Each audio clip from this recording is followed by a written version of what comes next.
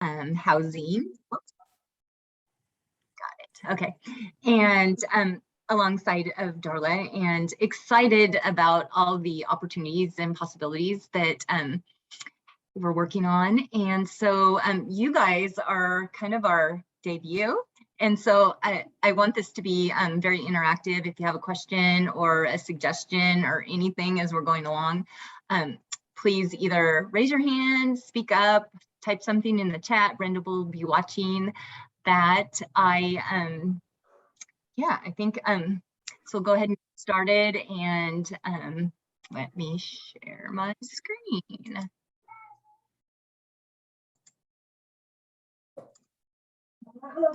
Okay, let's see.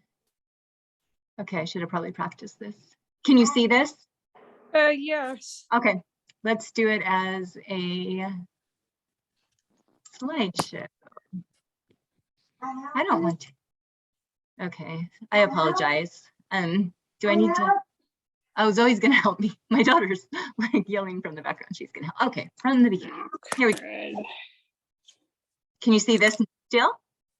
Oh, yeah, I can see it. Okay. Oh my gosh, people. No, okay, there, I got it. Okay. Okay, here we go.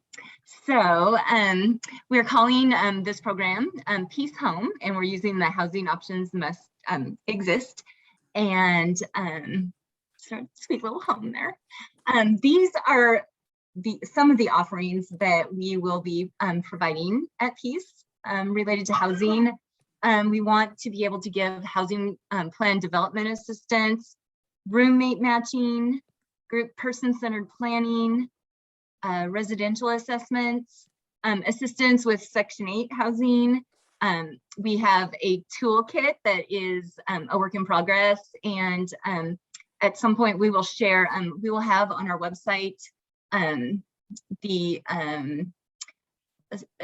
you can download it or pieces of it to use as you're looking for housing.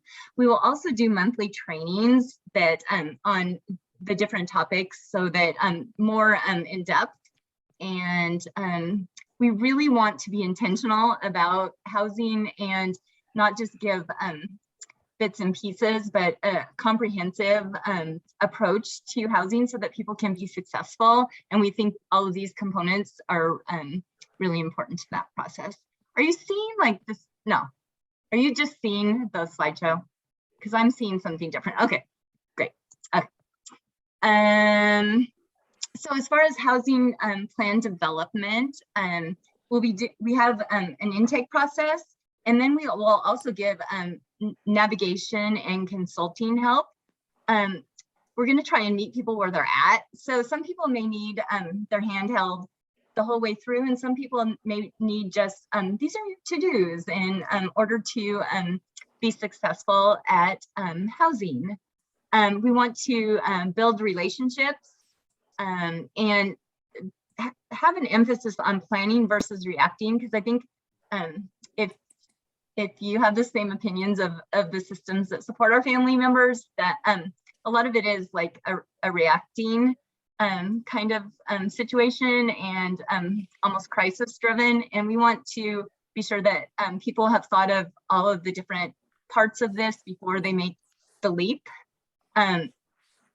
These plans involve intentionality, and we will give, like I mentioned before, paperwork assistance and care plan development.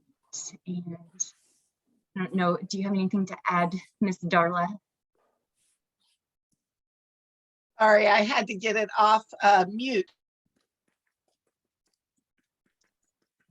Now you're back on mute.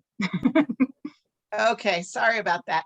We've been working on this together for a long time, a lot of us for a long time, right? And we don't have it all figured out, but my commitment is that we've got to get it all figured out. And so, and one of the things that, for those of you that were part of that home group that started meeting back, wow, Martha, when was it? I want to say like 08, 09. The parents started meeting together, trying to learn about different stuff. And then young teens home got built and different things have happened since then. But what we really found from all those parents coming together is that everybody needs something a little bit different. So instead of just trying to, you know, make a box that we're all going to fit into, what we're really trying to do is figure out how to help people navigate the individual journeys and kind of create a roadmap, or Darcie's calling it a toolkit. She's got some amazing information. Whoops. And Darcie is just that. She is our housing coordinator. And so this is what she's doing full time. The full time she works. Yes. And I switched slides accidentally. This is supposed to say roommate matching, and I thought I was pretty funny. This is me and my college roommates, but we really believe that finding a good match is so important, and people that have same interests or hobbies or lifestyles, and putting them together can make a world of difference in how successful they are at housing. And so I just think that's funny. Okay. So several of our staff are have been trained on roommate matching by Partners for Housing.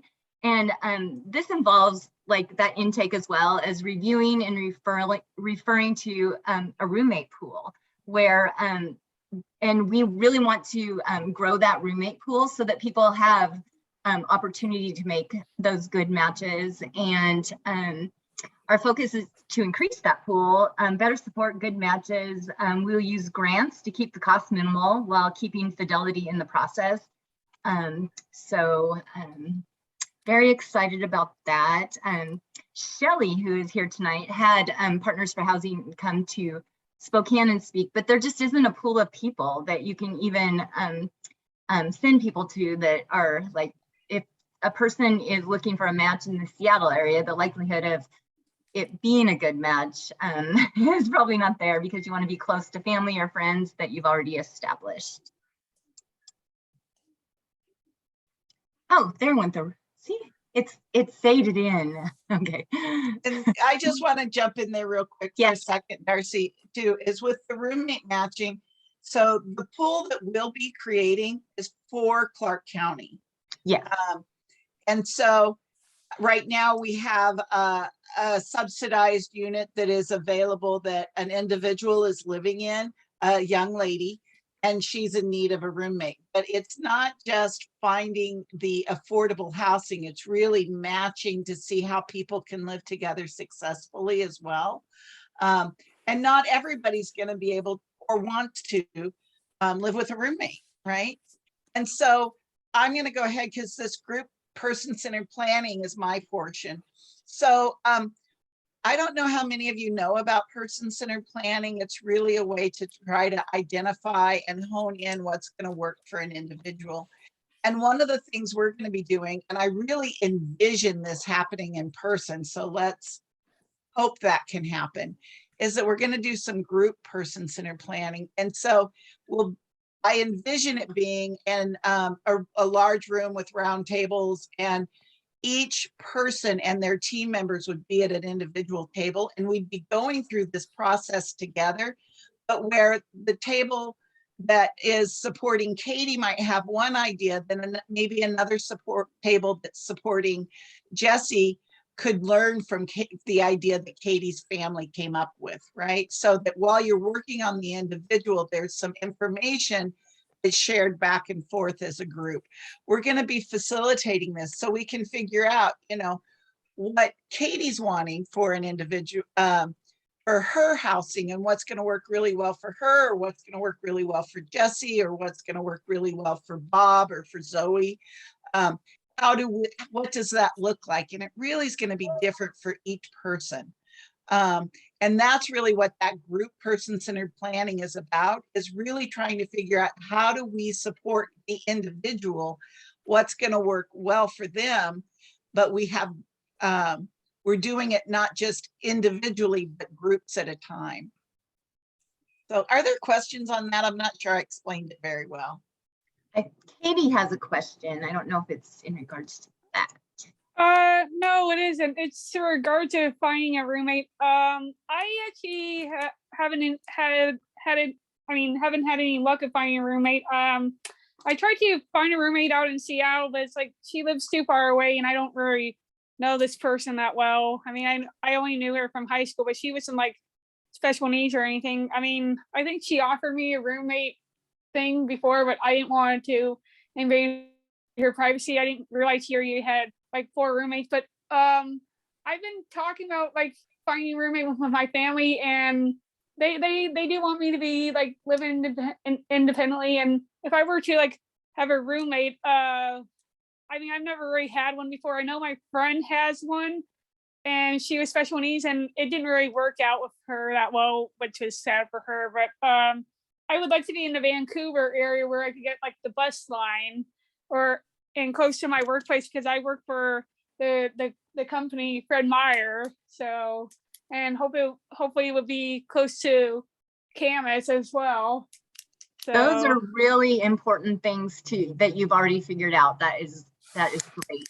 And so I think what I can add to the roommate matching pool, where you can it doesn't identify you once you're in the pool by your name. You can pick like a fun like interest, and that can be the name, but people can look at your profile, and you can there's a process. You can make plans to get together and see if it's something that would work for you, or maybe not. And there's other options besides roommate. You could live in a companion home, or a situation where you were on your own, but you maybe needed support in just one area where somebody could drop in and help you make a grocery list or something like that. right. I don't know.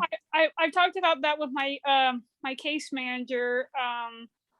I'm supposed to have a meeting with her every year. I don't really know if you would know who my case manager is, but I think that the main thing I would probably need help is cooking, and probably like going grocery shopping. But my mom, she usually does the grocery shopping, but I never really done it on my own.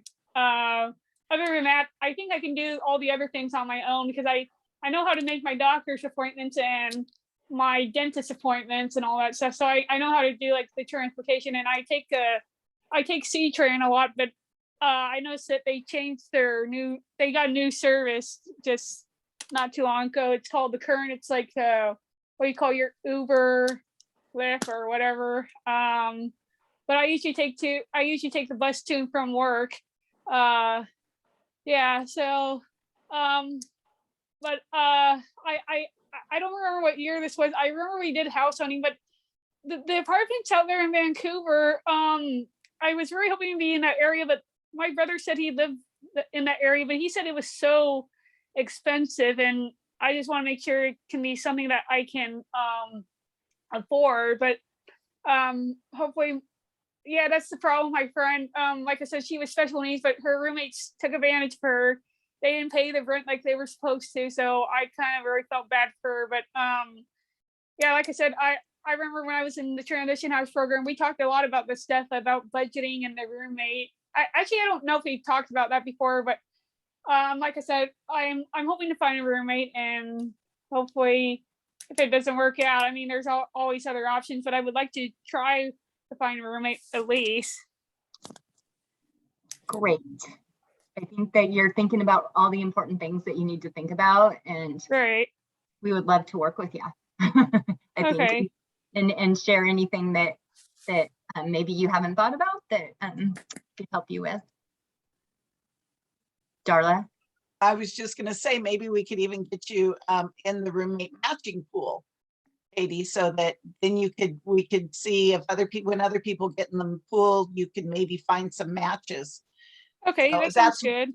That's one option that we're looking at. And Darcie's going to talk about some of the other things as well. Okay.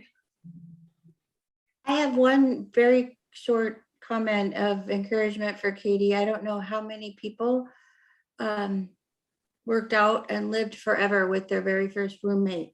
So it's never a failure if you say, oh, it didn't work out. I'm sure that you will learn from your first attempt at a roommate. And if it lasts forever a year, that's very commendable. And if it lasts for 1900, that's even better. But I believe that you would learn from all of it. And I don't see hardly anyone that lives with their very first roommate forever. So Yeah, it's I'm never not a living with the failure. girls in the picture still. Yeah, 30 years later. right? For sure.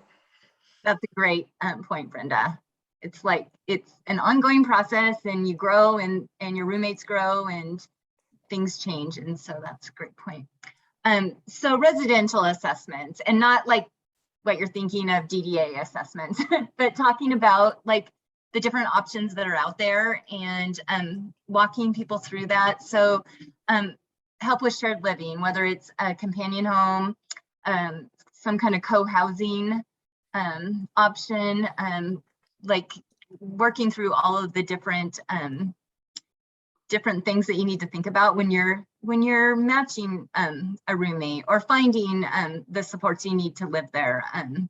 We will give guidance on that, as well as if one of the options through DDA is a good choice for you and a fit for you, we can share those options as well, like supported living or adult family homes. And then there's also the option of intentional multi-generational housing. So that's like living in the family home, but making it a plan instead of this default that, oh, like I have to live forever and my son or daughter is here to stay. But like, okay, we're living in the same home. We're roommates now that they're an adult. And so what are the responsibilities of each person? And also having like that plan for like when you're no longer able to provide that care, or when you're no longer here, so that it isn't that devastating thing of losing your parent and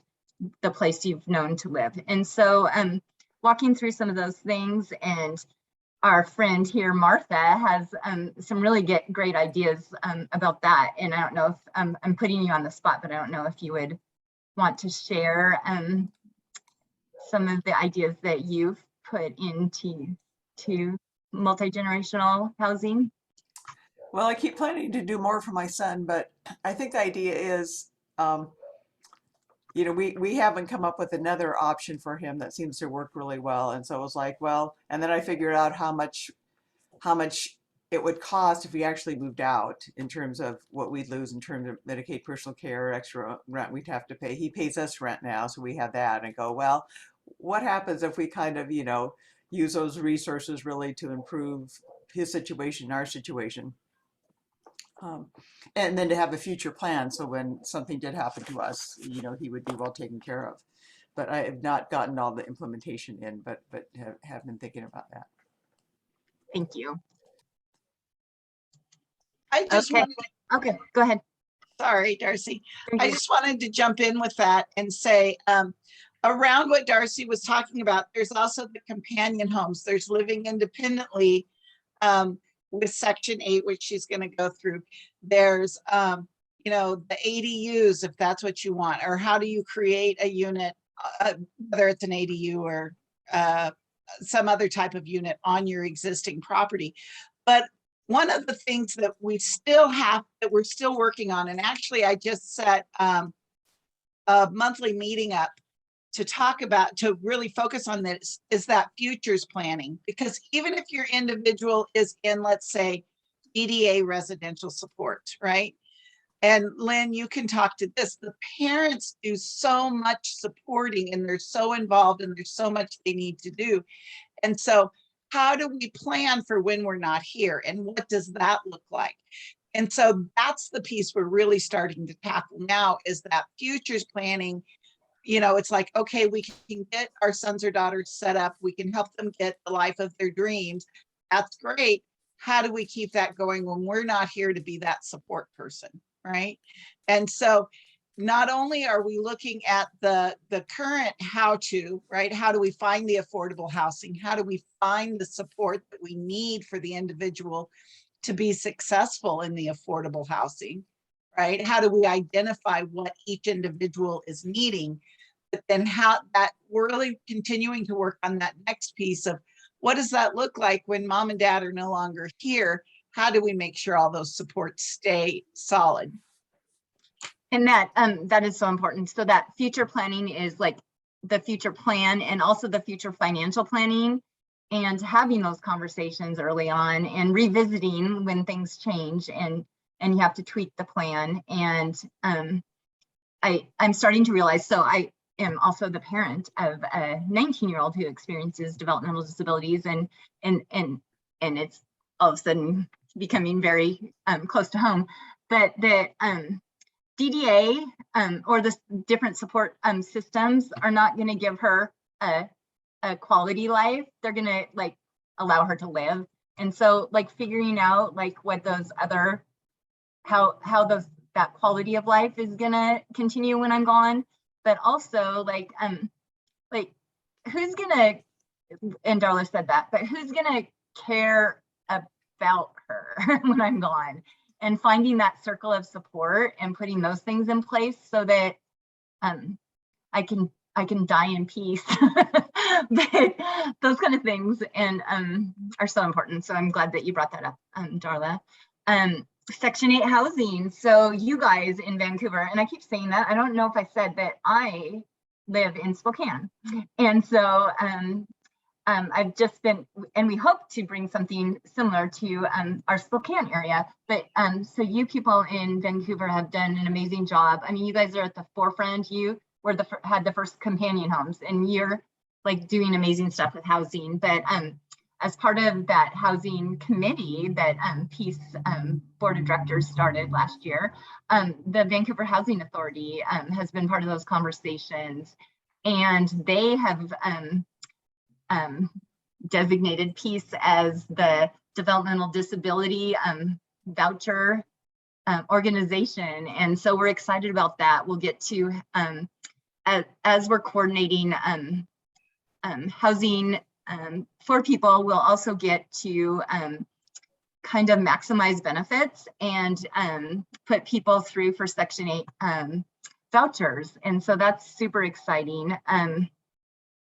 What else do I have as far as my notes?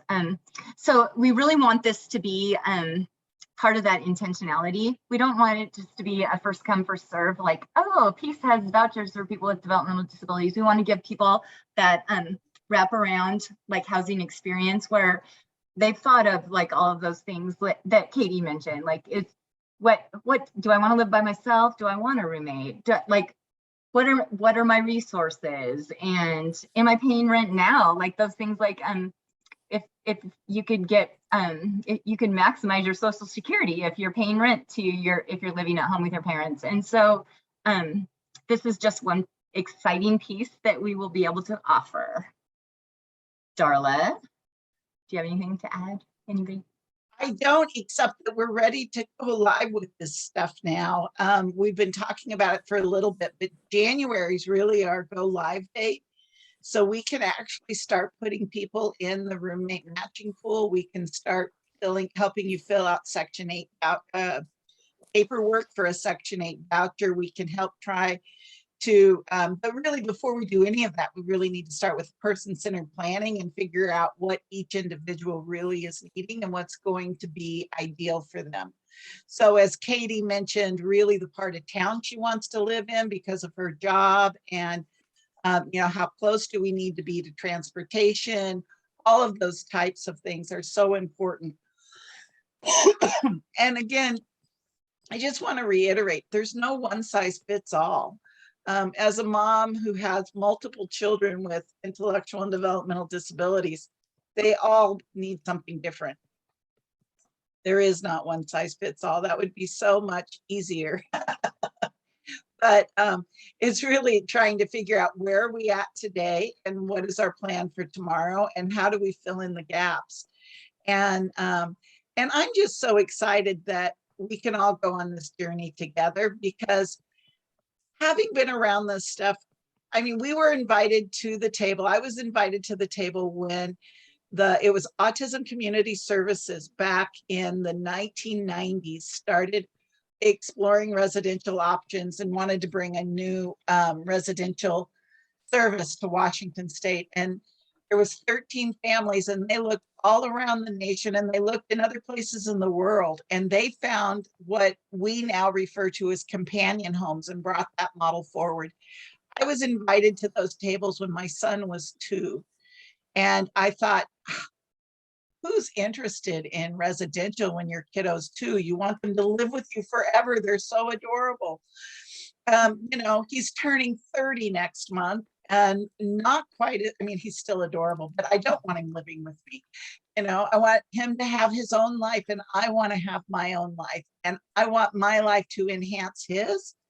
And I want his life to continue when my life is over.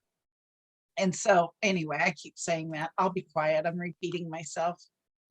No, Sorry. that's so great, because like, I think that's the problem with a lot of like our service systems, that they're very much this box that tries to fit people in. And so I think that what we have here is going to be unique in that we're looking at each individual as an individual, and not trying to force people together to be roommates or do any of that, or force resources, or you can live here because it's close to where you work, but really looking at all of those pieces at an individual. Sure. What's that, Katie? A pen and paper. Okay. So we mentioned our toolkit before, and so we have, I'm going to let Darla share the screen in a little bit, because we're going to have on the website the toolkit to access, but also parts of it, so that that you can pick and choose what you want.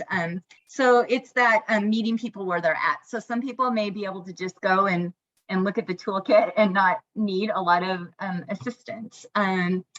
It will have the different housing options and the waiver you might need to have that, take advantage of that option. Important things to think about when you're choosing housing, like finances, transportation, support needs, whether you want to have a roommate or housemates, or you want to live alone, or if you need ideas on finding care providers. And so we want it to be a living document that, oh, this, like, we've learned of this new thing and let's put it in our toolkit, or this isn't quite what we thought it would be and let's remove that from there. And so I'm gonna unshare that so that Darla can kind of share like what we think that might look like. Maybe I'll unshare. How do I do that? Let's see. I will just take it. How about that? Sure. Okay. There, can you guys see this home page now? Okay, great. So this is going to be on our website. It's not live yet, but it will be its own tab. And then here's just a sample. We just started loading everything up today, but a sample of some of the things Darcie was talking about. So here is the Circle of Supports document. Let me bring it over. There we go. Sorry. It's a problem of having 2 screens, right? To really try to figure out who's going to help you in all of these different things. There is your basic household furnishings and supply checklist, your DSHS consent if you need it, a home worksheet. Let me pull this up. There we go. And this one's really set up to have the individual help figure this out. There's information on budgeting. So housing shared expense worksheet. So Katie, you talked about the neighborhood you wanted to live in was very expensive. So if, let's say we had an apartment and it's a 3-bedroom apartment, and it was going to be, you know, $1,800 a month. So then figuring out how much that would cost each individual to live in that unit, right? So that's that shared housing expense worksheet, housing budget estimator. And then here's the housing toolkit. And we're actually going to be breaking this down, so it's not in its final form yet, but I did want to show you some of these amazing things that Darcie's been working on. There will be So once you get through all the intro, so there will be a link eventually that will go to the different housing options, right? So this section will be pulled out. So if you're interested in adult family homes, here's where you find some adult family homes. Here's where you find out more information. Group homes, right? Everybody's always asking for group homes. Companion homes, what are the steps and what do you need to do? Here's some fact sheets on it. Individual controlled housing. Here's, oh, you're owning your own home with individual supports, community living settings, intentional multi-generational settings. Each of these things will go in, and then shared living. What does that look like? What does it mean if you're in shared living and you all have to share the rent? Does everybody have to be on the lease? All of those different breakdowns. And then just some different pieces that you need to get going. So there's that section. It just goes on. I'm going to scroll through just so you can see how long this document is. I don't expect you to read all the different aspects right now, but it just goes on and on and on. Darcie has put so much into this, and we will be looking at and breaking this down into a way that's easier for you to access. And so the hope is that, you know, so all of those will be here and will just be a click away. But if you need assistance, oh, okay, well, we're not sure. Do we need an adult family home, or do we want, maybe we could do shared housing with supports? What does that look like?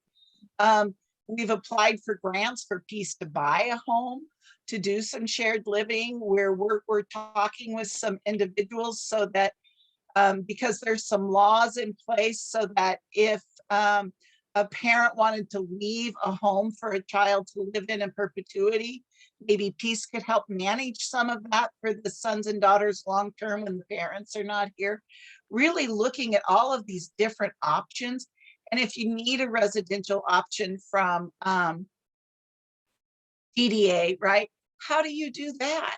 How do you, Martha mentioned her son's on a basic plus, but okay, maybe he needs more support than that. What does that look like, and how do we get them to the next level to get the support and services that they need? Really just taking that individual approach. And this is not live, but I suspect it will be live by the end of the week. We're just putting some final touches on it and trying to break down some of the documents more. If you need help with the cost of your place to live, right? Okay, let's apply for some Section 8. What is that going to look like, and how do we put that in there? What if we do Section 8 and shared living together? How does that look? You know, so really just kind of taking it one step at a time. Let's figure out what we think this individual needs, how much support we think they need, what's going to work successfully for them. Let's figure out a budget. Let's figure out, you know, the next models or stuff, and let's just start walking it forward. Martha had put in chat that H.O.M.E had been meeting at least since 2012. And so it's like, okay, it's time we actually get some feet on the ground and get some energy going around how do we help families be successful in this.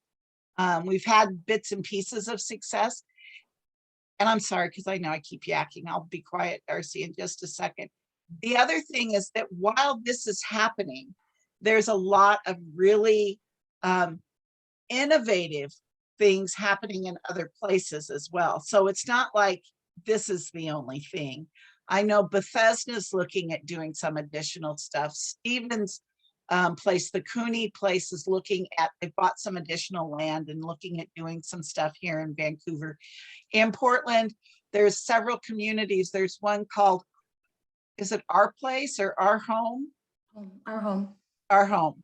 That's really cool. There's a new one that Brenda shared this week, and I talked to a family member whose loved one's going there, that's like Belong Art Community or something like that. And it's for individuals who are really focused on the arts, coming together around an interest that they have.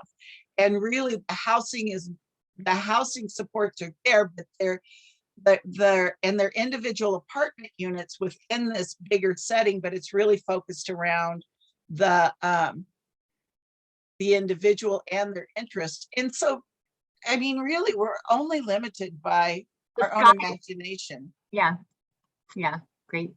Excuse Leslie me. has a question, it looks like. Thank you, Darla. Thank you for all that information. That was so, so, so good. And Darcie, I just want to thank you for all the legwork you did to do this. It's just phenomenal to me. I'm very blessed to be on the call.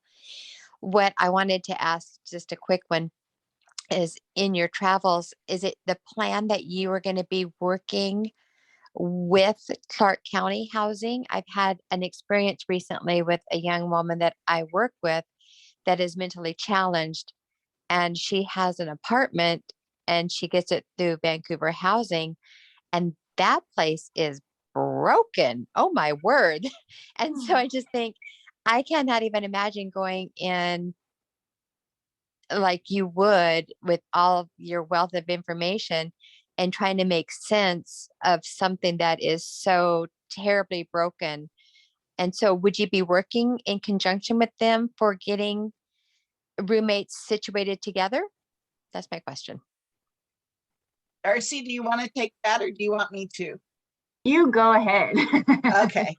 So, Leslie, we have a housing committee that started, oh, Martha, maybe a year ago, not quite a That year. might be, I think it was March. It wasn't that long. Yeah. And the Vancouver Housing Committee Authority has had representation on that committee since the get-go. And they are the ones that came up with the housing voucher. And yes, they're broken.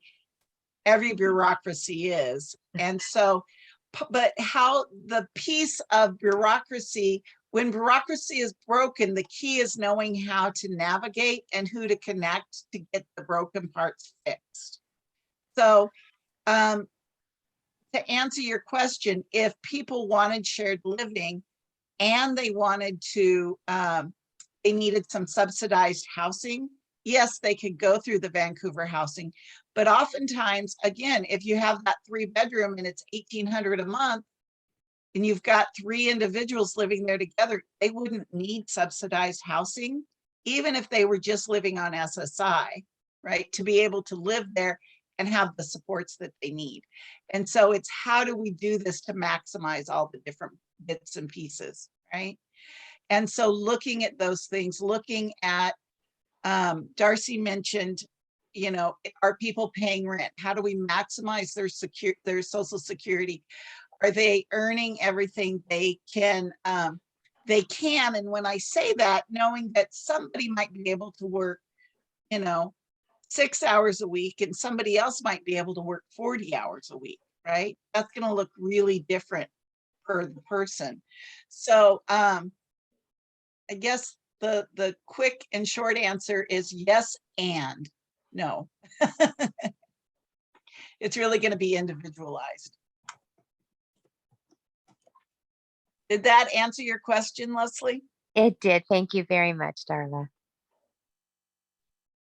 Okay, and we are going to also start offering monthly trainings starting in February, and we'll cover the roommate process, so that matching, the pool.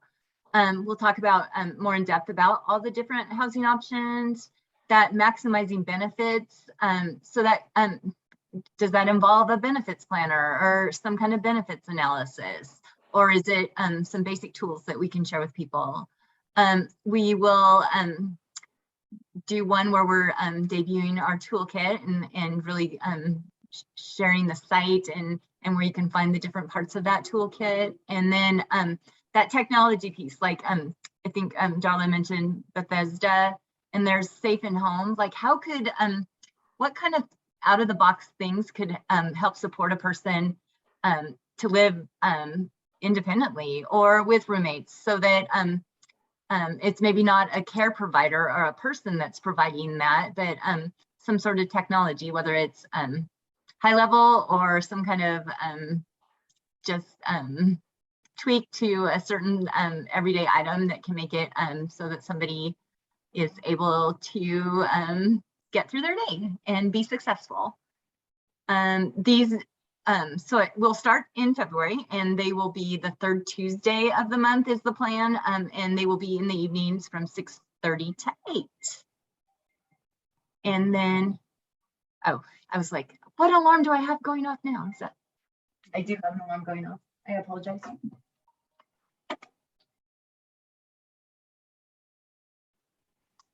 Sorry. Where's it coming from? Too much technology. And then I guess now it's just conversation and questions. This is how you can find us and talk to us. So one question I have for you guys, what are we missing? Great question. Is there things that jump to your mind that we're missing from the get-go?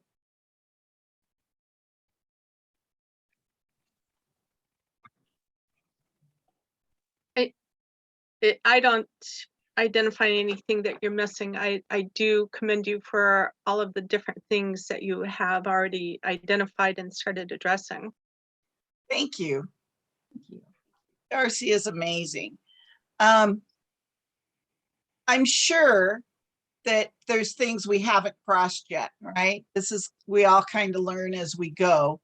But, you know, you guys have all heard me say it. No is not an option if our kids need it. So how do we do this, right? And so let's just figure it out one step at a time, knowing that it will look different for each person. So Darla, one thing that crossed my mind, maybe because we were at this legislative reception earlier, is that do we need kind of like an advocacy arm, or just it would be helpful, it might be helpful if we kept abreast of what's going on at the state and advocated for those things that we need. Again, one of the things we need is, when you've got Basic Plus, would be nice if you could do a companion home or something like that. So that might be a part of it. So let me make sure I'm tracking you, Martha, because my brain is tired tonight. So you mean an arm of this group of H.O.M.E that tracks those bills, or? Well, I just think keeping us, this is a good group to keep. I mean, there's other people tracking those, but maybe we do have a session on advocacy if Oh yeah, you're doing monthly sessions. I was surprised. So we did just have the legislative reception, and let me pull up the bills. Here they are. That just this session. So it's a short session. It's Darcie, how many days? 80 days? I was thinking even shorter, but I don't know. 60. I was Okay. thinking 60 something. Yeah, 60 some days. Okay. Of course, my thing's not opening up. Let me go the long way and get it. Legislative session. Oh, bills. Here we go. Oops. Okay, so let me share this with you real quick. Just right now in Olympia, the bills that they're working on around housing, of course, there's bills on other things too. But here we have, I hate this because it doesn't let me move that. Oops, no, that's not what I want. I just want to move you out of the way. We have, so the King County, Snohomish County isn't something that's terribly helpful to us. But here, property tax exemption for people with disabilities leasing land in a mobile home park. That's Representative Ed Orcutt.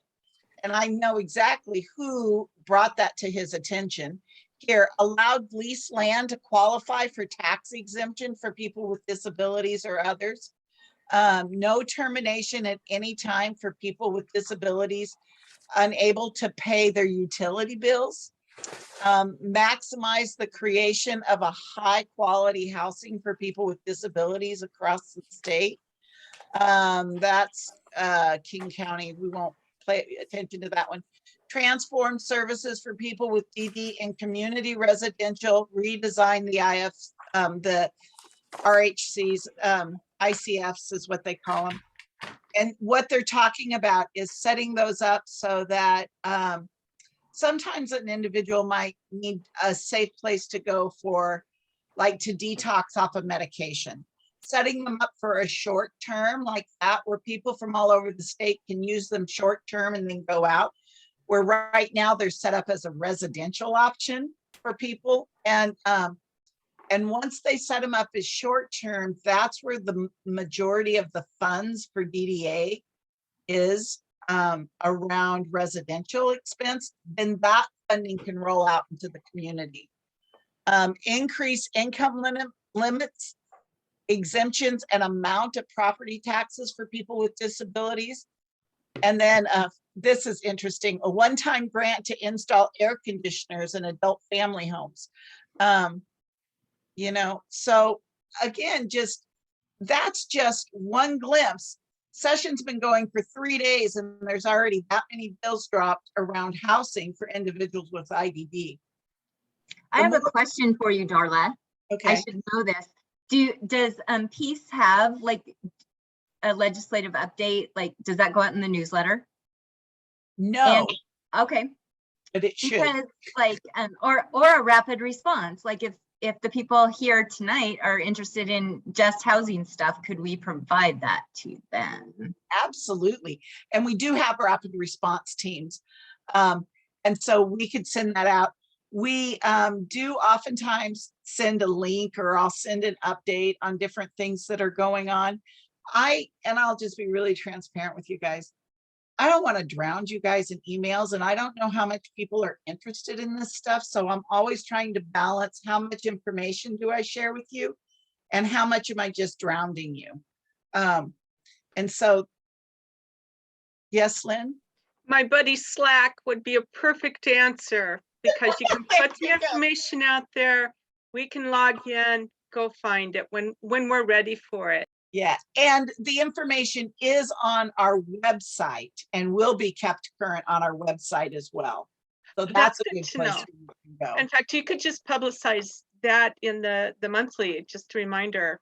Visit Yeah, the website. yeah, maybe Darcie, let's plan on sending a blast out to everybody announcing that separate from the newsletter so it doesn't get lost. That's a great idea. Thank you. What else is going to be helpful for you guys around housing?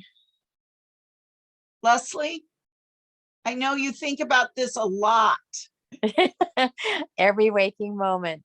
every waking moment.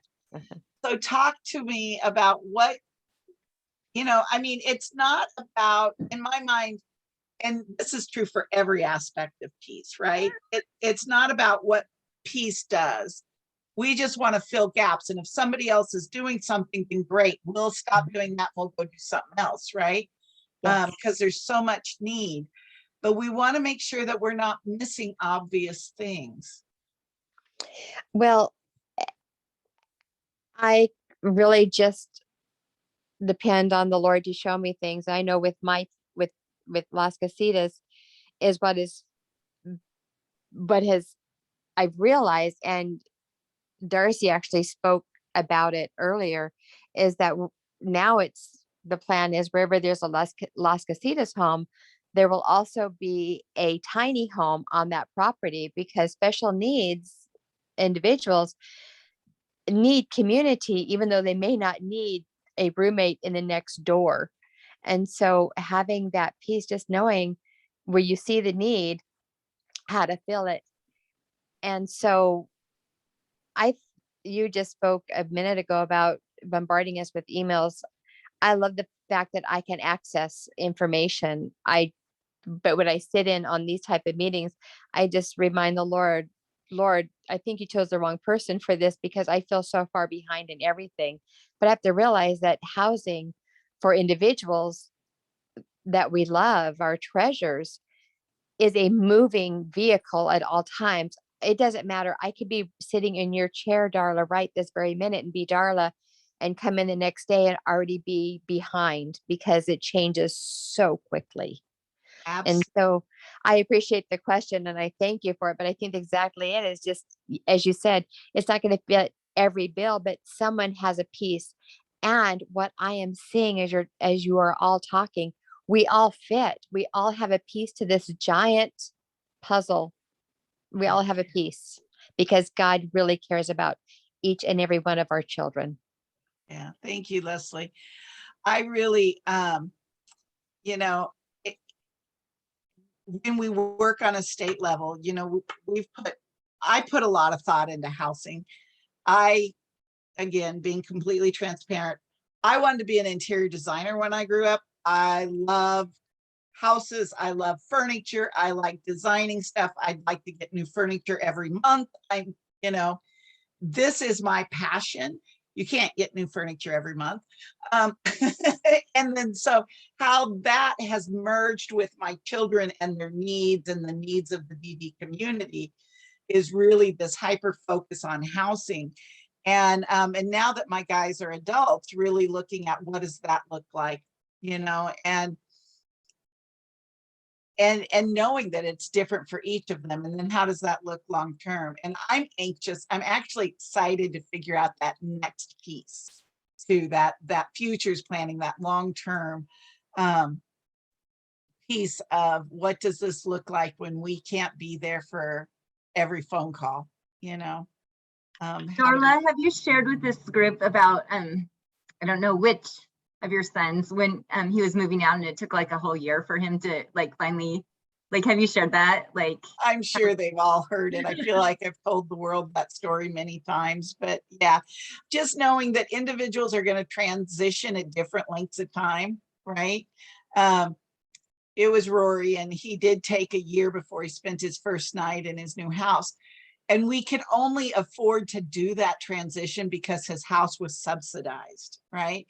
And as Martha said, before that, he was paying rent to us. So we gave up the income while he still lived there to have a home for him to try to transition to, right?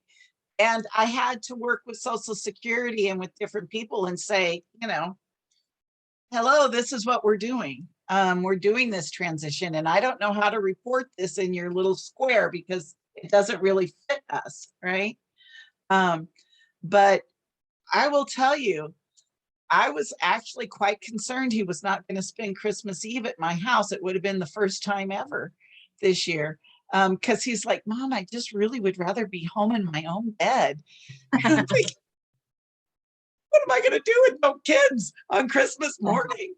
But he babied out on me and spent the night, and the other one showed up early. So yeah, it was good. But, you know, it just goes to show it's in different stages, right? And everybody goes about it in their own way. but also sharing, I mean, stories and being able to share stories about how, like, okay, it's supposed to work like this, but it didn't work like this. And like being able to be like, continue, because you being here, I can probably guarantee that you're all really great advocates for your sons or daughters, or for yourself. Or brother. Yeah, or brother. And I think that it's like, it's still going to continue to have, we're going to have to advocate and like have those conversations with Social Security or with so we're doing the best we can and not being afraid to have those conversations. And not being afraid to not have all the answers. Yeah. Right. But just, we're going to walk it forward. And yeah. One of the things we learned with the roommate matching that honestly I'd never thought about was in addition to matching the individuals that are actually living together, it's really important to match the families that are going to be advocating for those individuals as well. And that is just as important as matching the individuals that are actually living together. And if you stop and think about it, if you've got 3 or 4 individuals living together in a house and the families are all working together to try and meet the needs and do all the different things that need to be done, it makes sense that you would need to, you know, match people together that have that same level of commitment. Yeah, because it's we're never done, right? It's not, even if you find this great roommates, we still have a role in that. And there's life happens too. We were talking with a parent who I can't remember if it's her son or daughter that has lived successfully in a companion home for years, but COVID kind of caused a new situation they hadn't planned on, that the care provider had COVID, and I think it's the son, had to come home, and he hadn't lived at home in a long time. And like always keeping in the back of your mind that there could be a pandemic. Like 2 years ago, if anybody's like, be prepared for a pandemic, or where would any of us have been? We can take anything now, right? Right. Well, and that is a great point. Even with residential settings, right? I was talking to a mom today whose son is in residential, and the caregivers, all but 2 of the caregivers are home in isolation. So the parents having to step in and meet the need and fill the need in the residential setting, right? And that isn't the first time that's happened during this pandemic. And so, my first thought is, well, what happens when we're gone, right? I mean, someday I'm not going to be here to do this. Then what? And so really looking at that, or if you're in a companion home, it wasn't until this situation happened with this family that it dawned on me, if something happens to your companion home provider, you immediately don't have residential services, right? Now, my son has lived in a companion home and is in one right now. And it's like, oh my gosh. So what's the future planning there? So then we started having more conversations with DDA around that. And DDA is working on some stuff, and they've just hired a new, what's his title? Is it, I took notes, housing, they're doing a housing study, and he's the housing studier. Or the housing coordinator. Yeah. So it's the first time in the 30 years I've done this work, the DDA has had somebody in central office focused on housing, right? So they're hearing us, right? But I'm concerned beyond DDA, because not everybody that needs support, or that in my mind is an individual with IDD, qualifies for DDA. That was a lot of initials. Mm-hmm. So how do we make sure that everybody has the support that they need, whether they qualify for DDA or not? And long term, that's where that futures planning piece really comes in. So if any of you are interested in being part of this futures planning conversation, kind of like planning for how do we keep it organized and going when we're not here, right? Yeah, I'm excited to start that conversation. So that's where my head is. So is this something that I follow on the website? No, this is probably invitation only. Right now, you're the third person in the conversation. So there you go. But excuse me, I'm choking on fake pearls here from that reception.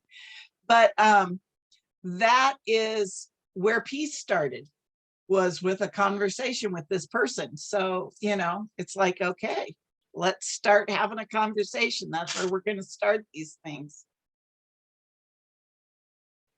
Okay, well, count me in, or try to. I'll send you an invite right now, Lynn. Yes, more brain power, the better.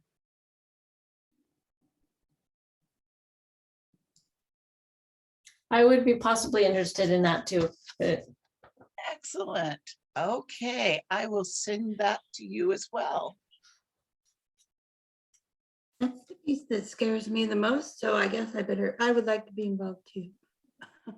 This is something that I'm very interested in as well, Darla. Hey, wonderful. I will let you. Although I don't know how much brain power I'm going to have to share with you, but I'm. What was that term? That term you were using for basically for overload? Information. Yeah. I hear you. I get there easily, and it's like, yeah, but it's all, I mean, Alex is finishing with transition this year, and something's gonna have to give. I mean, school is gonna be done. He's gonna be 22, and I think for everybody's happiness, some way we've got to come up with the next step of the journey, Yeah, and everybody's happiness. exactly. Exactly. And my happiness does play in there too. There you go. That's good. We're kind of talking about the microboard concept, right? Something similar to that. That might be the answer. Yeah. Yeah. You mean? Yeah. Yeah. And for me, as a parent, I'm not interested in a legal microboard as much as a circle of support, right? But what does that look like? Because you can have a circle of support for a person, but that doesn't necessarily mean that if you're in shared living, the housing and all of that it almost needs its own circle of support, right? And so I need to tease out some of those things, so my son Jesse has a house, as long as he can make it up the stairs, which was really bad planning on my part. He can stay there as long as we can make the payments, right? He's right now companion home providers living with him. We'll have to bring the supports in. Okay. And Jesse's pretty independent in some respects, but he needs eyes and ears because he does things like he decided one day that anything with a date on it was old and needed to be thrown away, right? Or all of the extra flooring in the garage was recycled and needed to be tossed, right? I mean, he just gets these wacky ideas, It took so much effort to be allowed to unhook the hose during the freeze because he was convinced if you unhook the garden hose, he wouldn't have hot water for a shower, right? I mean, so there's just these things that you wouldn't even think about, right? That you just gotta figure out, how are we gonna cover this stuff when I don't even know what the next this stuff is gonna be, right? How do you figure these things out? And and how do we do different bits and pieces of it? And it's interesting because when I think about that today, he's been living, he's going to be 33 this year, and he moved out of my home at 19 and moved into a companion home for the first time. And where he was at 19 and where he's at 33 is very different, right? But also the technology is so different, and the services that are available is very different, right? Even things that you don't consider a service, as like those boxed meals, right? That you can have delivered, right? Now, he couldn't cook one of those, but 10 years ago, 15 years ago, those weren't even a thing. You didn't get Fresh Start or whatever they're called on your doorstep when you wanted it. Costco didn't deliver back then. And so looking at how different things are changing and trying to figure out, okay, what's that going to look like in the future? Oh, Leslie has her hand raised. That's true. And this was not to interrupt, but the things that you don't think about, such as when I went back to working part-time, is if Skylar is doing dishes and he breaks a glass, he has no idea what to do. So I had to make out a whole list of what to do, exactly what happens if they break a glass. And now we all have to wash dishes with our shoes on, because the first thing is you can't step on anything. So you have to have a towel next to you and you have to have on shoes, and just the things you don't really think about because we've not actually experienced it yet. And so you're right. It's like those things come up about the garden hose. You would have had no idea that that was a concern. And how long did it take before you were able to even unpack that in his brain, that he articulated it to you? Those are things that are important to have and to know. Exactly.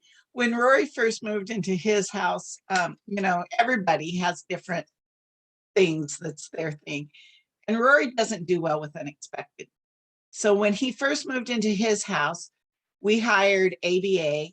It was actually Heather Schwartz, who, I don't know if you guys know her, but she's amazing.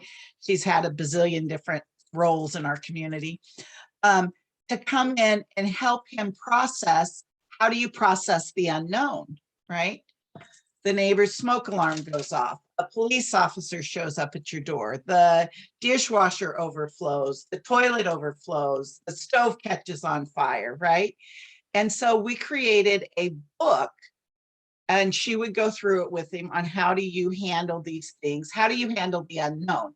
And it was about teaching him a process, a systematic process of whatever the unknown is. These are the steps you go through, right?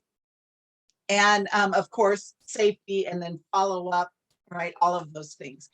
And so even looking at that, and how do you do that? So fast forward, he's lived on his own. So we did that when he first moved on his own. And so I don't know, he'd probably been on his own 6 or 7 years.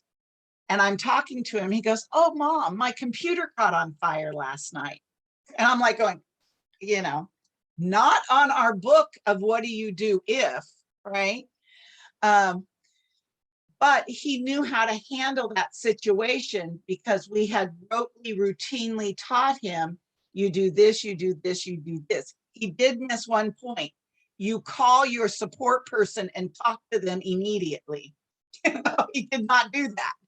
But he did make sure it was safe, his home was safe. He took care of the situation and figured out how to handle it.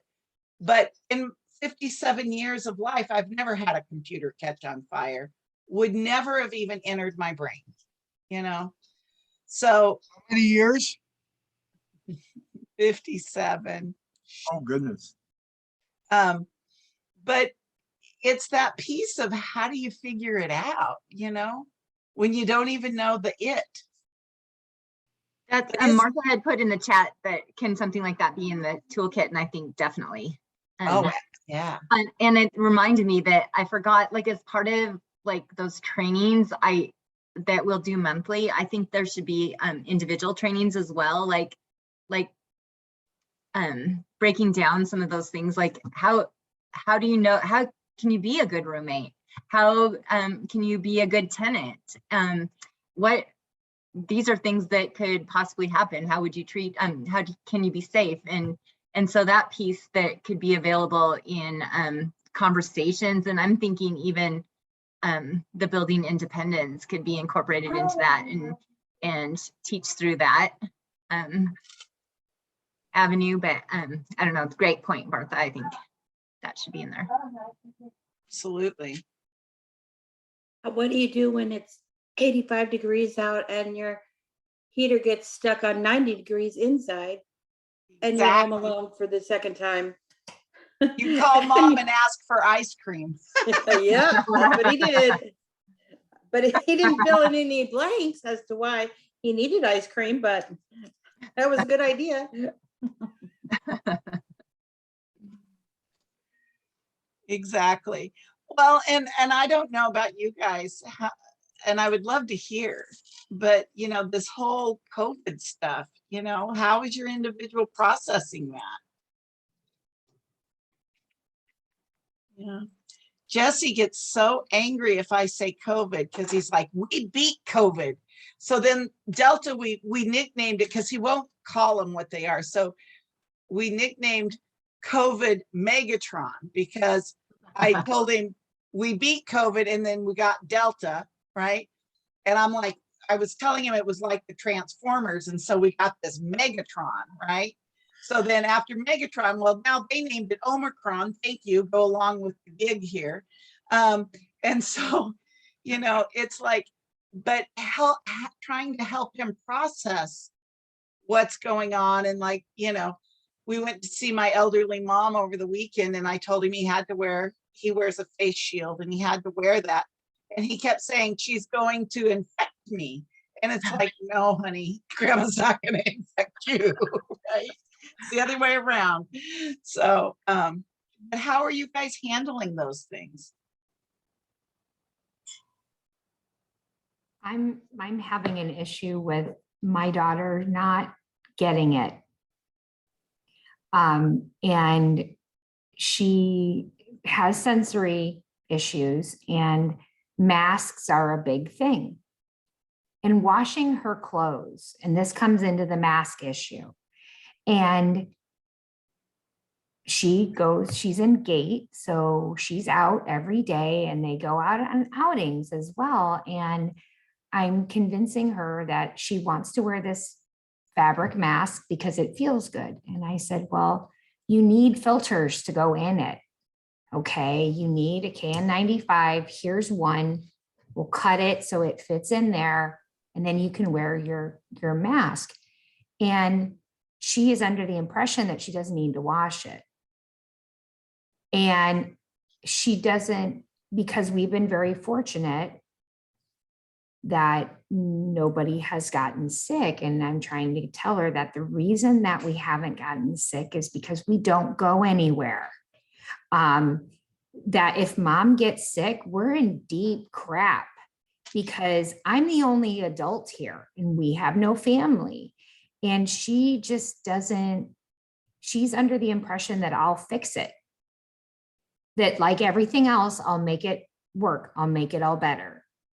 And I just went back on remote this week. And my son's classroom was closed. My 6-year-old, because they don't have enough staff to keep them safe. And I'm explaining this to my daughter and she's like, do. Sweetie, your program could be next. What? Yeah. What? I don't go on outings? No, you don't go on outings. And she just, it's like, if it doesn't happen to her, it's not my problem. And that's like with everything in our lives. It's not that COVID's a big deal. It's that I make a big deal out of it. Like if she smells, it's because it bothers me, not that other people don't notice it. Yeah. You know, I'm like, well, no, sweetie, that's not the case. You stink. Okay. I'm just the only one that's okay to just go and tell you to your face that you smell and you need to use soap. And that's what it's like in our house. And so I'm terrified. I'm terrified of one of us. I mean, she's going to flip out because it doesn't even register to her. Yeah. Yeah. So. Anyone else? Yeah. Lynn, what's happening in the residential homes? Well, my son is pretty conscientious about his mask.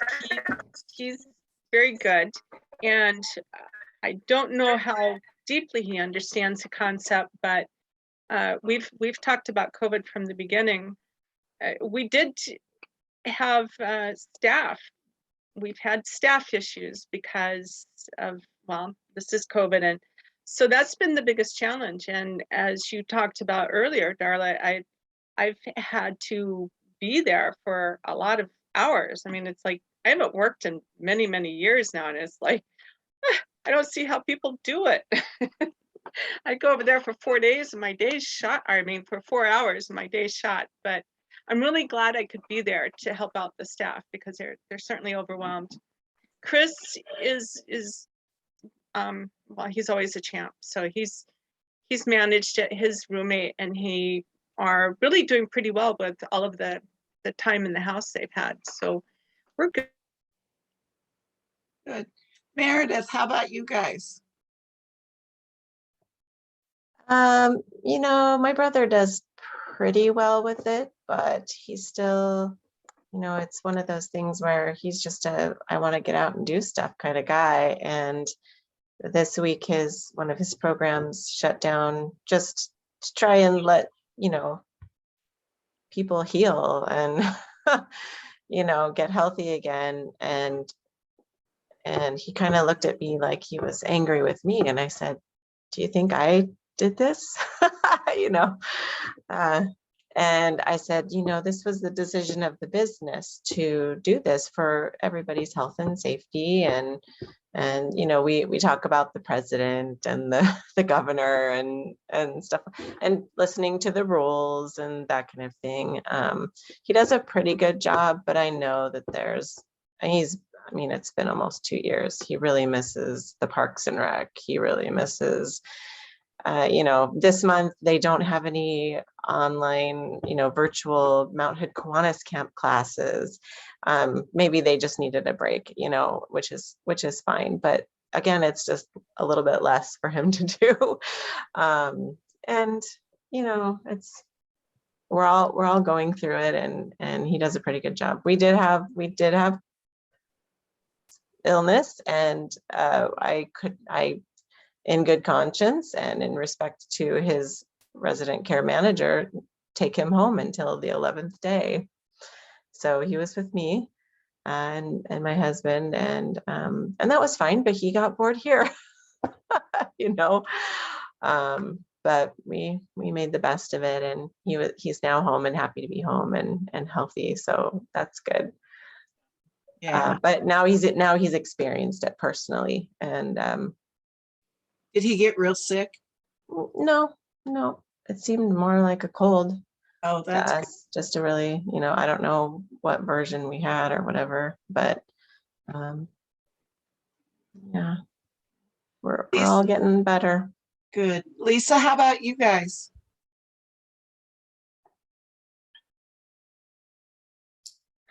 Is the question how we're dealing with Yeah. changes because of COVID? Yeah. Okay, so our son, his school hasn't changed yet. And how old is he? 17 and a half. 17 and a half. Okay. Yeah, so still in school, still there's church activities and scout activities. Oh, good. There hasn't been a lot of change recently. Good. Yeah, and he's just been back just before Christmas. He had surgery and was home for quite a while. So I was just getting back and then home for Christmas. So different kind of changes, but not that affected with COVID. That's good. Sally, yeah, fingers crossed. Sally, how about you guys? Are you there?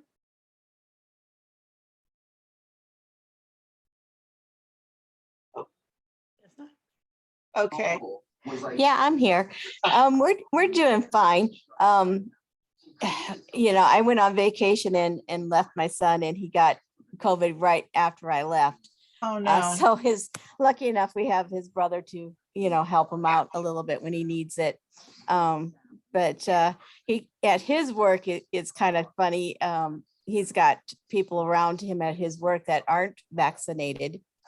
And one of them came up with, I guess there's a lovely conspiracy theory out there that Olympia is got a concentration camp for anybody who's not vaccinated. Oh, there you go. Yeah. Leslie, how are you guys doing? How's Skylar doing? Well, my little Jedi is a germaphobe. So he loves the masks and he wears gloves and he goes to work and he's very, very conscientious.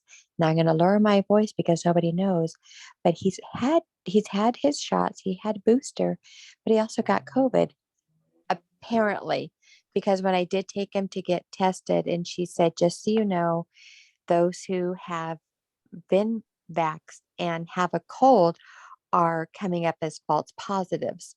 She goes, so you're probably going to get a false positive, but you're probably going to get a positive. And she was right. We did. So I just didn't tell him because nobody needed that. Yeah. Like, I couldn't have lived with him after that. So it's like, he doesn't know. He's good. He's a germaphobe, thank goodness. Oh, there you go. There you go. John, how about you guys?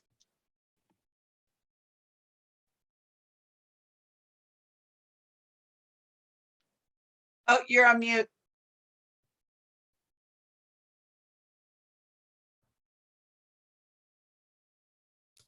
There we go. I'm unmuted.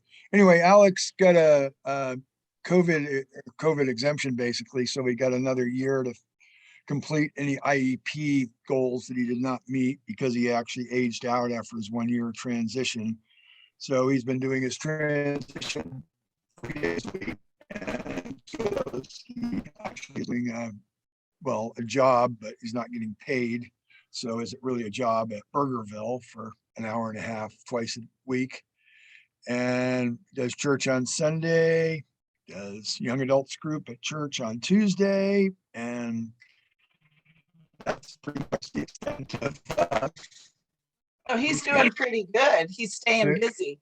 other than some, family outings, but immediate family outings. But there's he's doing well. He's also going to see his psychologist in almost Beaverton every week on mass transit. So he's getting across Portland with Max, and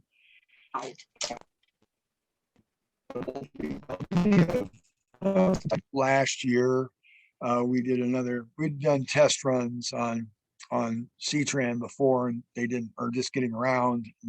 It didn't work very well, but he pulled it off, and he started taking us to transition last year, and they moved this year, so it's a different route. And so, but with COVID, we're really not, he's kind of interested in trying some new things, but with COVID, we're kind of going like, just how much do we want to go? I mean, it's almost like you got to get out a little bit, right? But he could be getting out more. And his independent transportation, we were thinking about getting him a pass or a membership at Planet Fitness so he could go exercise. But because of Omicron and the surge, and it's like, it's not really full speed, but yes. John, you keep breaking up quite a bit. So anyway, it's just, sorry. That's okay. We're just not catching everything. Okay. Well, I don't know. Thank you for sharing though. All right. Well, thank you. Yeah. Katie, are you there? Brenda, do you want to share? I was gonna say, I was actually pleasantly surprised with my guy. Initially, he has sensory processing disorder and some pretty intense things, and he eventually was able to show us and tell us that he would wear the shield but not the mask. And so he was quite the champion and would wear that pretty well whenever we went somewhere. But then the moment that we got this announcement that COVID was over, we literally did a happy dance party going on in his world, and he ran around telling everybody it was over, and he refuses to put it on since. And frankly, that's been almost a year ago, and I kind of don't blame him. I think he felt maybe it's like, you guys told me it was over, so I'm done. But and then like Darla said, I suppose that we should just try to rename it or something. But the second year has been a lot harder than the first year because of that. I kind of wish we hadn't had a little break there for 3 minutes, because that's been a lot harder for him to put his head around.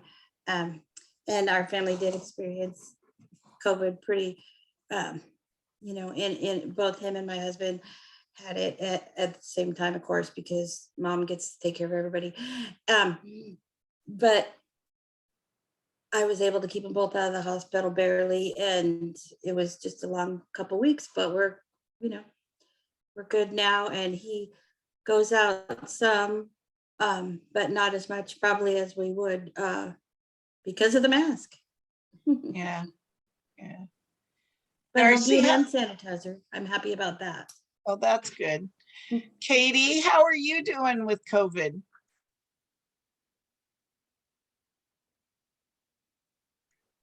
We can't hear you, Katie.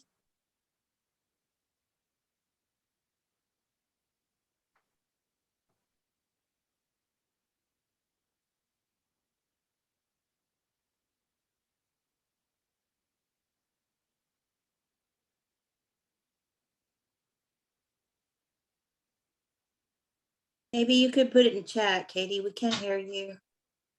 Yeah. Oh. Can you chat it to us, Katie?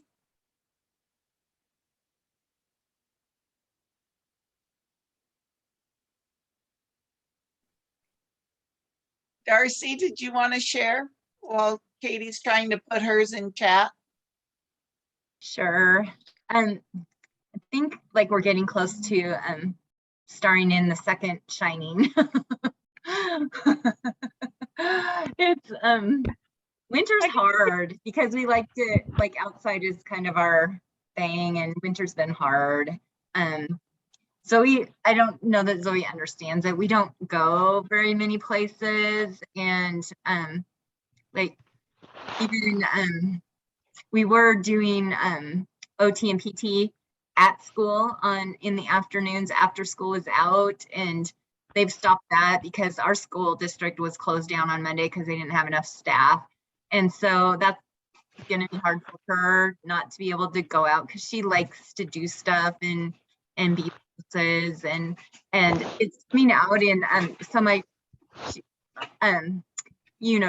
that she's always pretty happy and pleasant to be around, but she's like, yeah, you are. She just declared she's happy from across the room, but she talks like really not to me and like kind of yells at me, and she doesn't understand like when she wants to be able to do something. Like, so we're doing school from home this year again, even though the district doesn't really have anything, but they do a Zoom meeting once 2 days a week, and she wants to she doesn't understand the concept of time really, but she wants it to be now. I'm ready now, and it's like, well, it's not until when, and then she'll get mad at me. It's like, so like that part has been hard for her, and yeah, even like new behaviors that I have never witnessed. She was having she started having some school related behaviors, and now I kind of realize it's processing like things that she doesn't have experience with, and like if somebody's doing something for her instead of like doing it with her, she has a really hard time. The other night, so we got a can crusher. She loves to crush cans for recycling, and I was like very much supervising that at the onset. And in fact, my mom drinks tons of Diet Pepsi and gave her a box of cans for Christmas so she could crush them. But so I was supervising the other night. For some reason I didn't. She crushes them and then we'll take them to the recycling. Well, she cut her finger and like panicked because you have to put pressure on it. Well, she was, oh my gosh, she was so angry at me, and she wouldn't let me hold it, and she was hitting at me and fighting me. And it was like, okay, I have to get the blood stopped. But it was an experience that she'd never had, and it was like me like just jumping in and doing that. And I'd finally get a Band-Aid on, and she'd rip it off. I had to put mittens on both of her hands with duct tape. It was like, and it took 2 of us to do it, and it was like horrid. And it was like, oh my gosh, she's possessed. It was like not my kid, and it's because of like, I just think it's too much. Well, and she really wants to do it herself. It's part of that age, right? It's like my life, Darla. I know, my life, my body, my choice. I'm gonna fight you. Katie, can you talk to us now? Yeah, can you hear me or Yes. That's weird. I had my headphones in, but anyway, yeah, like I said, I'm not really doing any much. I mean, I'm not really doing that much right now, but I'm actually on vacation. But other than that, I don't really do a lot at home because there's not that much to do. I mean, I don't see any of my friends because they moved away, but I feel like I'm outside a lot and I'm enjoying the fresh air, even though I had to wear the face mask. I mean, it's still store policy. I mean, there was this one time where we didn't have to wear it, but I remember we had to get our temperatures checked. But hopefully this mask thing is not going to be permanent. But other than that, we were outside today at the golf course because my mom and my dad, they play golf at what they call club core, but sadly it rained on us in Florida. So I'm actually on a different time zone. I'm on Eastern time zone. Well, you enjoyed that sunshine in Florida. We'll all just be envious. Well, like I said, I was hoping it wouldn't rain on us, but we had a little light rain showers. But other than that, I usually go out to the golf course with my parents because my dad, he can't really see the golf ball. So that's kind of my exercise during the day, and I don't have to wear the face mask. But other than that, I miss the group gatherings. I remember, I don't remember what month it was. I was glad that we were able to get together During the summertime outside, huh?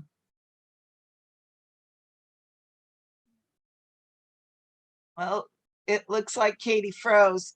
I know one of the things we've been doing is kind of building our list of repertoire of things we can do. So, oh, there she is. Oh, I was saying I want to be out there on my own. Yeah. Well, Katie, I appreciate you sharing about the golf course. That's something I hadn't thought about, right? That's one place where you can be outside and really, you know, not do something. We've been doing movies in the middle of the day because nobody's there, right? And you can get a movie pass where it's unlimited movies for like 23 bucks, right? And so, and if you go in the middle of the day, there's, you know, maybe one or two people in this huge movie theater. So it's a safe place to go. We've been the respite provider. I say we, I'm not doing any of this. It's the respite provider. I just sit here and work. He gets out way more than I do. But she's been going to the parks and like building fires because some of the parks have fireplaces and they make s'mores or they roast marshmallows or they'll take the radio and they'll dance out under the covered places out at the different parks. They go and they do walks around different parks. So they get passes. For Christmas, I got them zoo passes so they can go outside and, you know, it's like, where can they go and what can they do where they can go and be doing, but not be quite as, you know, vulnerable. And, you know, Jesse, we did have COVID, like, well, Jesse didn't have COVID, but my husband and I had it, and then his respite provider got it.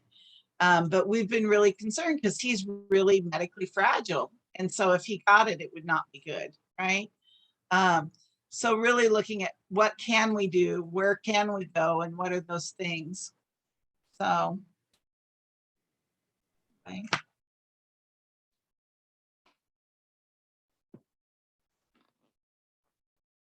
Who else has stuff? What else is on your mind tonight, guys?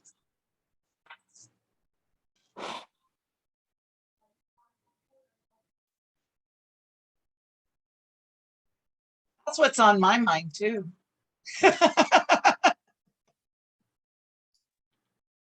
Well, we could do a good some advice on finding a personal care provider.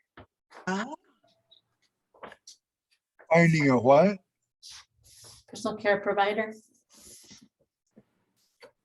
What type of a provider are you looking for? So someone, not a lot of hours, something, we are approved for a few hours a week, but just a small amount probably to start with, just to get him used to getting help from someone else. But someone to help him while he's at home, or somebody to take him out in the community and do things? Well, at home, we do have respite hours too that we've never used, so maybe that eventually. Use them or lose them. I am working on getting our second one through the hiring process. It's a friend of ours, and my concern is that we might not have enough hours because to meet her needs, because she'll be a secondary for us. So if, I mean, she's a wonderful woman. Perhaps when she's finished, we can, with her process, maybe I could send her over your way if you'd like. Yeah, I mean, that's one of the things I think that's hard about finding someone, because they're looking for more hours. So yeah, that could be good. Yes, I don't think she's looking for more than like a day a week, but like I said, this will be our secondary and we don't have much more than that. So, but it is nice to have, for us, I was wanting to have a second person because sometimes I could utilize the help more spontaneously if I, which I'm sure a lot of us can relate to if you have a migraine or something. And if my regular person, he's pretty scheduled with a life. And so if I had a secondary, that maybe she could fill in, but perhaps she could help Lisa out as well, or, you know, fill in her hours too. Yeah, thank you. Yeah, and how do you all handle that with COVID, having people coming in? You just do it, huh? I actually got mine through the Carina.org. I posted the job that I wanted, which is only 2 to 3 hours on Mondays. You know, and she comes in and does his housework and stuff like that. So like you say, he gets used to having somebody else take care of him. So that is how I got mine. And then when, like you said, with COVID, she comes in with a mask and everything on, and she uses gloves. So. Okay. I actually got one of my friends contracted, but she needed full-time work, right? So I got her contracted and then got her connected to other families. And then we all work together so that our schedules match up. So she has full-time work.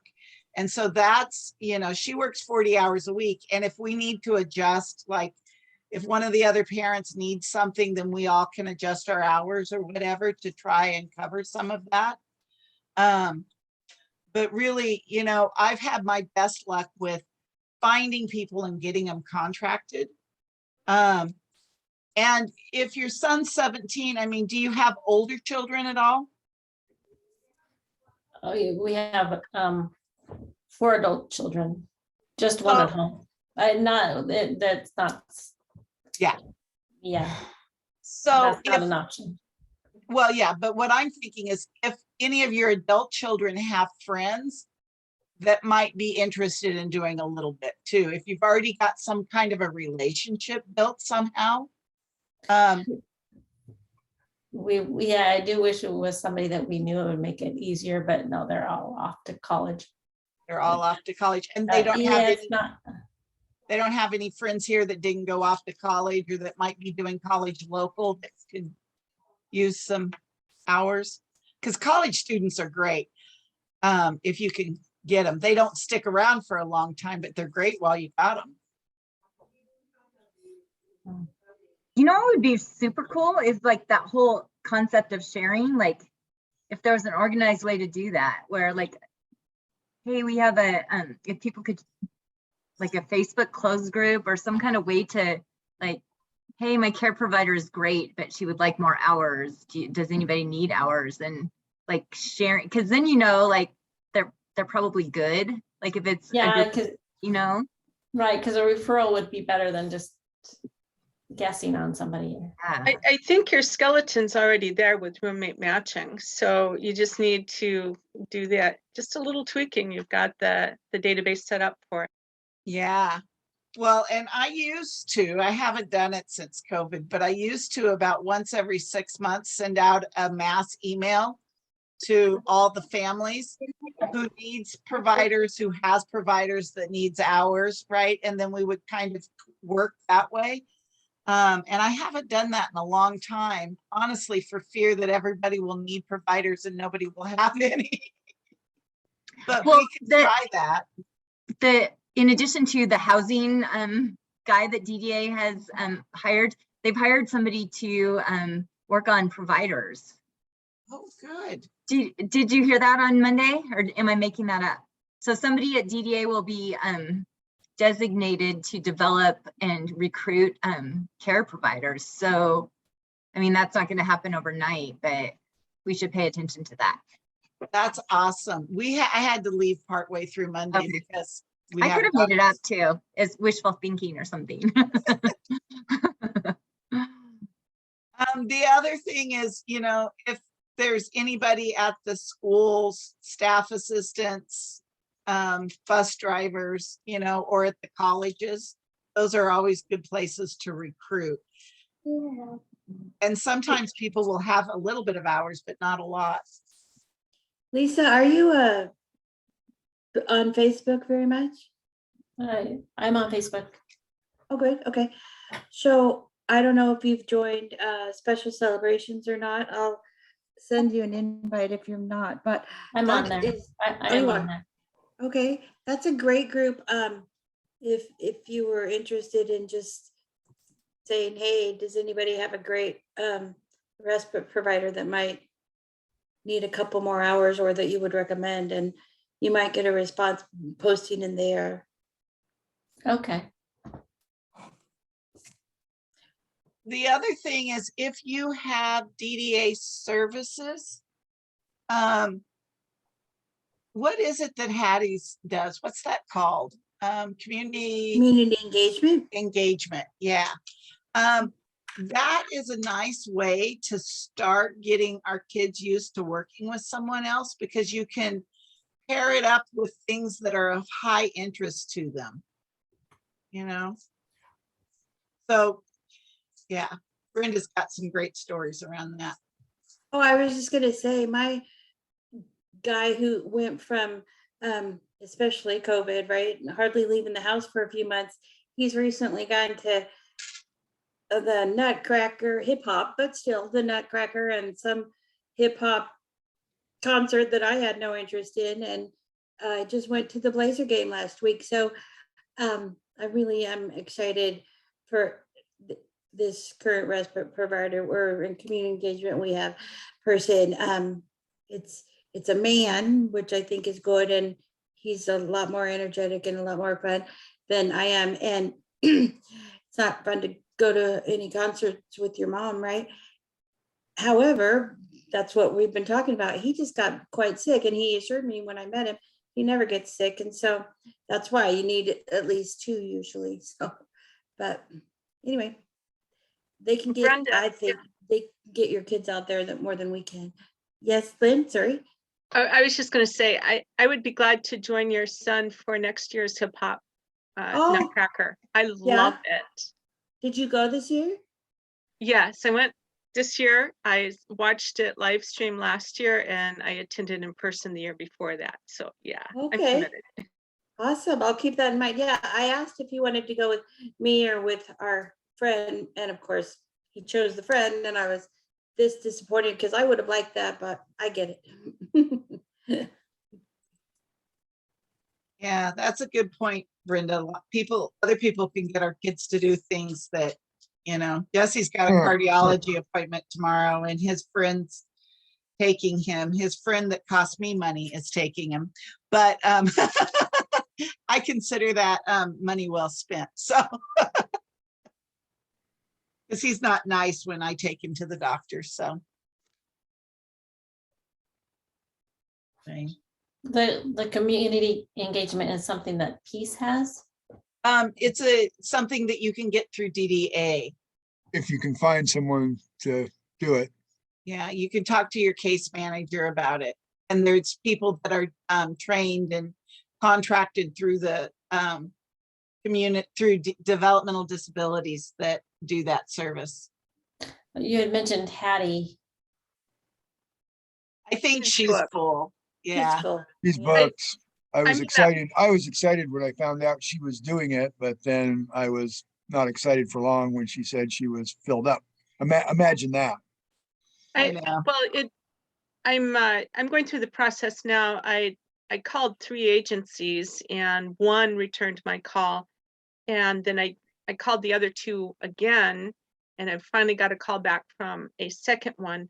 And I actually liked the conversation I had with the second better, but I'd started the paperwork with the first one before. So anyway, I'm doing the interviews. So if anybody wants my opinions, I'll be glad to share that. Yes. I want opinions. Okay.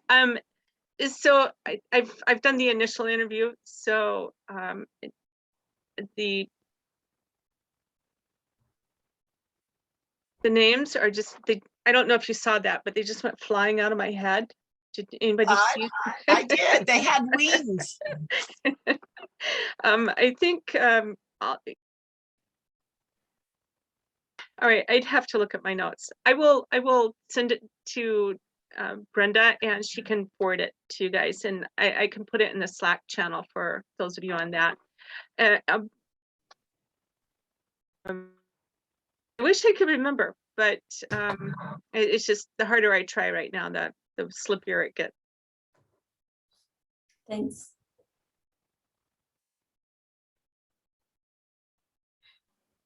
The other thing is Parks and Rec is really increasing their offerings as well right now. You know, different people have different comfortable levelness with that, but I did notice that their pottery classes being offered on many different days of the week now, so that's good. And their Friday night dance is live now. Oh, really? No. I didn't know that. Okay.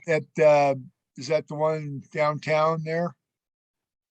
I understand that it alternates between the Loop Key Center and Furstenberg? thank you. Thank you. Yes, it alternates months. But that's there through community Parks and Rec. Alex did that one time before COVID shut it down. Yeah. Does anybody know any place in the community to go dancing, just normal dance places? Yeah, that's how often I go dancing too. So Yes, the Chopsticks over here on Mill Plain used to have music, usually one-man bands kind of thing on Wednesdays, but I can't tell you the last time we were by there. Okay. To check it out. We were thinking, I thought that there's a place, a restaurant that's like connected to Club Green Meadows. It's in the parking lot anyway. I don't know if they're actually connected. And I thought they had dancing. That's the Cameo Cafe, I think. Yes. Do they have Cameo. dancing? I think they do sometimes. They might I think they have karaoke. Oh, there you go. I thought, I know Sure, Joanne maybe. goes someplace dancing on Friday nights and Saturday nights, and I was thinking, that's who I should ask. They're Yes, the that's who dancing you should queens. ask. That's who I Yeah. should ask. Okay. Anyway. Well, any last questions or desires? Well, I found my notebook, so Oh, I'll okay. My last comment would be, and unfortunately Sarah now had to leave because I know she has a little one to get to bed, but when she said she had no family around, I wanted to remind us that that's what we're here for. I mean, we can be each other's family, and y'all probably would know or support my boy more than some of my actual family. So we're here, even if it's not legally family. So I just took a medication and care package for a friend of mine, or mom, with a teenage girl who has COVID. And now, of course, she has COVID, so they're quite sick and she needed medication. Who's going to get it, right? She has no family. I'm like, well, yeah, you do. So we're all here for each other, right? Yeah. Good point, Brenda. I also wanted to say, good for you and how you're building your circle of supports too, thinking, okay, I need a second person or I need this, right? It's not easy. It's hard to build those support people and to build those supports. And it's kind of an ongoing battle, but good for you for doing that. Lynn, did you find your notes? Yes, the agency that responded when I called to, I left a message and they called within a day, was Keys to Advancement. And then I also, my second call, I got a call back from Services Alternatives. And it was actually Services Alternatives that the two people I spoke to that would be candidates for working with my son that I was quite impressed with as far as their demeanors and their knowledge and their as much as you can pick up on a Zoom call as far as their personalities go. So if that helps anyone, they probably have availability. Thank you. Can you say that again? Service what? Service Alternatives. Thank you. And I probably have a phone number.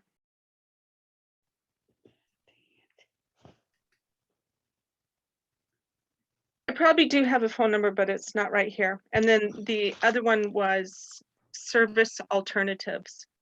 Oh. And Brenda, I'll try to send you those phone numbers because they're probably in my phone somewhere. Oh, yeah, I appreciate it. I just was writing one and you said the next and I couldn't process all that at the same time at 9 o'clock, I guess. So thank you. Your case managers will have all those contacts for people as well. So, Darcie, thank you for presenting tonight. We're getting there. We're gonna do it. Yeah, yeah. And Katie, I hope you contact information and see about getting you in that roommate matching pool.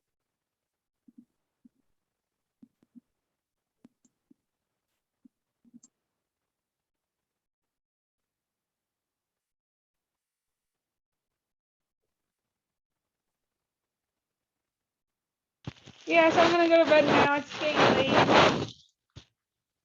Bye, Katie. Bye. Katie.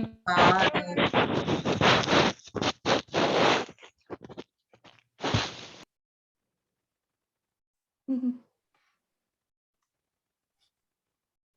Well, thank you. And certainly the 18 and beyond group, we meet once a month, and the home group will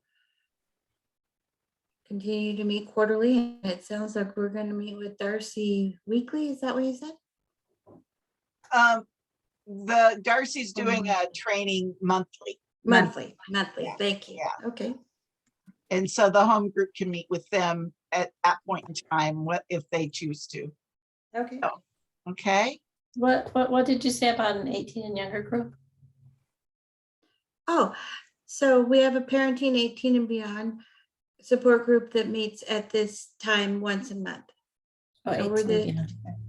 But you don't, your You can come. yeah, your You're close individual enough. doesn't have to be 18 yet, but that's the topics that the group covers. Okay. Do you want me to send you a link to that to make it easier? We have at least one Probably been other. on some of those. Yeah. I thought you said 18 and under, and that I hadn't heard of. Oh, okay.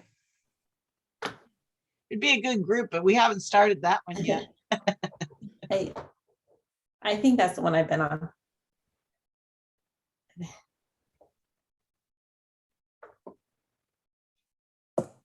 Well, everybody have a good evening. Okay, I'm just gonna Thank do a you. shout out. Voodoo Donuts is now